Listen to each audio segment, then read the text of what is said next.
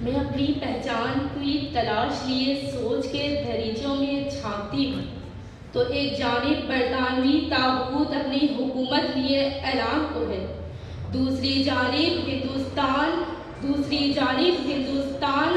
اگلے 1000 سالوں تک اپنی حکومت قائم کرنے کو تیار ہے۔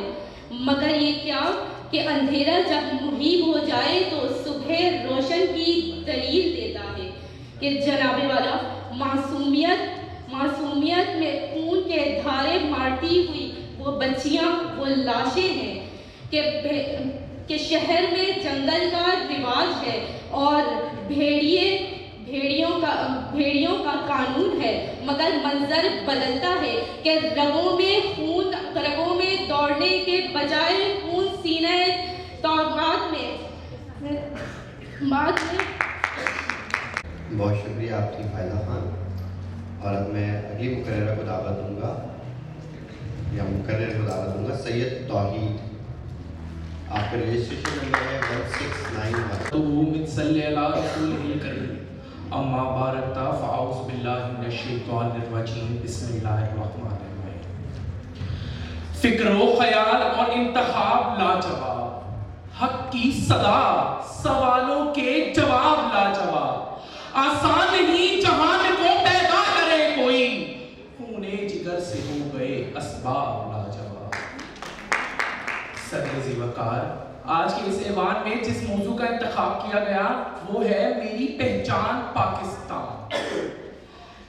صدر علی وقار، انسانی زندگی جہد مسلسل اور جرت رندانہ سے عبارت ہے، اور اس کارزار حیات میں وہی لوگ آگے بڑھتے ہیں جن کے عزائم میں آسمانوں جیسی اٹھان ہو، جذبوں میں طوفان ہو، شاہین جیسی پروان ہو، تو پھر وہ قصر سلطانی کے گنبد پر بسیرا نہیں کرتے بلکہ اپنے لیے نئے جہانوں کی پہچان پیدا کرتے۔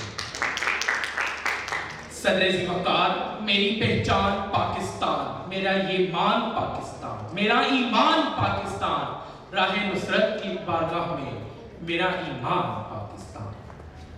صدر ذی وقار، ہمیں یہ پہچان ایسے ہی نہیں ملی، اس کے لیے ہزاروں نہیں لاکھوں بلکہ کروڑوں لوگوں نے پانی کی طرح اپنا لہو بہایا، کتنے ہی ماؤں کے جگر گوشوں کو انگاروں میں لپیٹ دیا گیا، کتنوں کے ہی سہاگوں کو اجاڑ دیا گیا، پھر کہیں جا کر ہمیں یہ پہچان ملی۔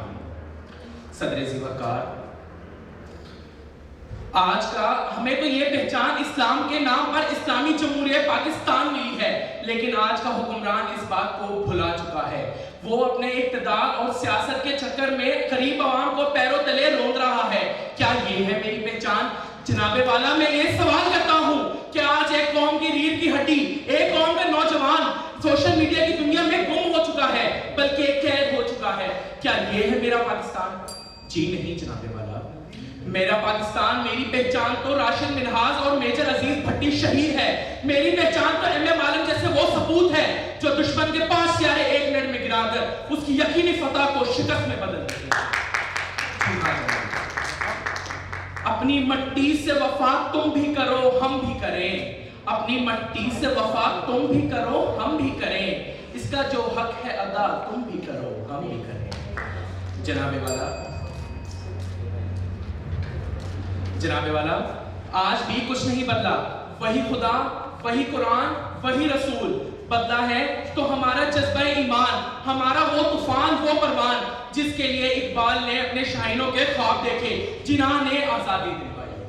میں اپنی تقریر کا اختتام اس شعر سے کرنا چاہوں گا۔ خدا کرے کہ میری عرض پاک پہ اترے، خدا کرے کہ میری عرض پاک پہ اترے، وہ فصل گل جسے اندیشہ زوال نہ ہو، یہاں جو پھول کھلے وہ کھلا رہے برسوں، یہاں خزاں کو بھی گزرنے کی مجال۔ شکریہ۔